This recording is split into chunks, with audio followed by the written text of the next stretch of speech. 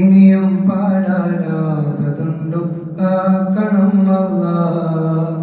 മിണ്ടാതാവും കാലമോർത്ത് പിടയണേ ഞാനാ, പാടാതായാലന്ന് എൻ്റെ പേര് മയ്യിത്ത.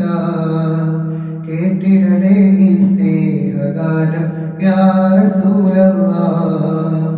ഇനിയും പാടാനാവതുണ്ടു കാക്കണം അല്ലാഹ്.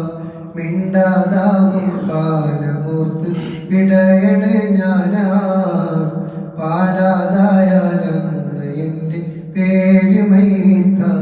ലോകത്തൊരു കാതും കേൾക്കാത്തതില്ല